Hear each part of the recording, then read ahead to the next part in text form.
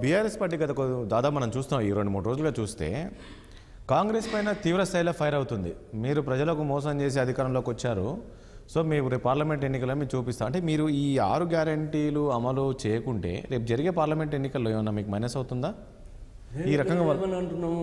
ఇప్పుడు పిచ్చి ఇది అంత ఏంటంటే సంధి ప్రేలాపనలు ఇవి. ఓడిపోయినటువంటి పరిస్థితి లోపల ఏం మాట్లాడాలో తెలియక 9 సంవత్సరాలు రాష్ట్రాన్ని అడ్డగోలుగా పరిపాలన చేసి పూర్తి అధ్వాన స్థితికి తీసుకుపోయినటువంటి తెరాసనం బారాసనం ఏందో అది. ఇవాళ మేము వచ్చి ఇవాళ 27వ దినం కావచ్చు, బహుశా పట్టుమని 30 రోజులు కూడా కనీసం నెల కంప్లీట్ కాలే. 9వ తారీఖు నాడు గవర్నమెంట్ స్వేరింగ్ చేస్తే ఇవాళ 26-27 రోజులు అయింది. ఇవాళకి 27 రోజుల లోపల ఆల్రెడీ మేము రెండో మూడో దానికి మేము 6 హామీలు అమలు చేసాం, 2 హామీలు అమలు చేస్తున్నాము. మిగతావి కూడా వాటి మీద స్టడీ జరుగుతూ ఉంది.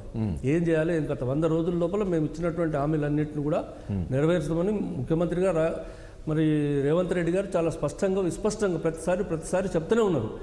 ఏది చేయలేదని మేము మొదలే పెట్టకపోతే నువ్వు చేయవటన్నట్టు మోసం చేసినట్టు దేని మోసం చేసినాం మేము? ఇగో ఇది చేస్తామని అన్నాం.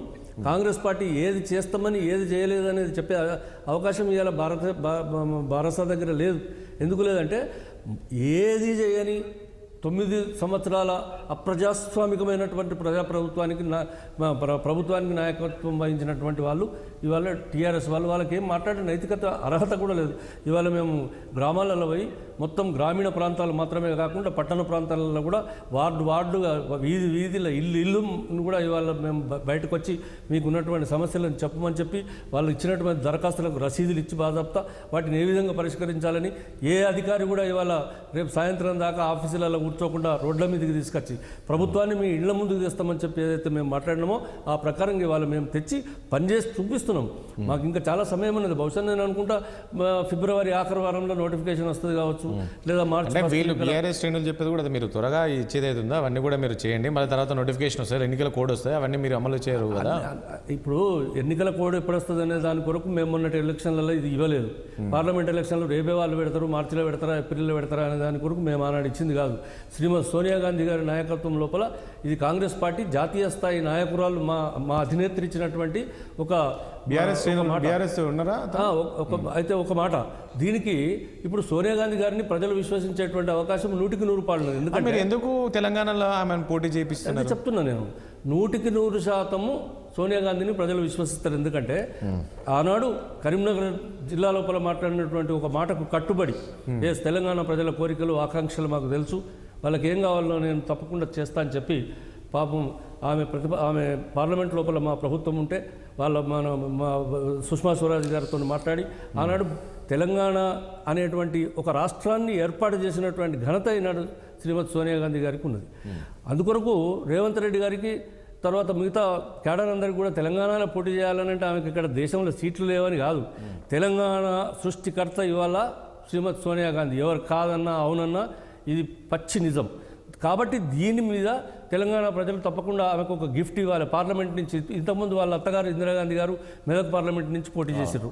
కాబట్టి ఇక్కడ మాకు కొంత మేలు జరుగుతుంది. తర్వాత తెలంగాణ ఏర్పాటు చేసినటువంటి అంత గొప్ప అధినేత్రి అనేక 40-50 సంవత్సరాల నుంచి జరుగుతున్నటువంటి ఒక పోరాటానికి ముగింపు పలిపినటువంటి అంత గొప్ప నాయకురాలకి ఇక్కడ తెలంగాణ ఒక గిఫ్ట్ ఇవ్వాలి, మా దగ్గర నుంచి పోటీ చేయమని చెప్పి మేము అందరం కూడా మొన్న రేవంత్ రెడ్డి గారి నాయకత్వం లోపల సోనియా గాంధీ గారిని కోరడం జరిగింది. అది వాళ్ళ ఇష్టాల మీద ఆధారపడి ఉంటుంది. కర్ణాటక పోటీ చేస్తే ఆ ప్రభావం దాదాపు ఒక 6-7 సెగ్మెంట్ల మీద పడుతుందా? తప్పకుండా 6-7 ఎమ్మెల్యేలు అని కాదు, పార్లమెంట్ సెగ్మెంట్ చేసింది అనుకోండి.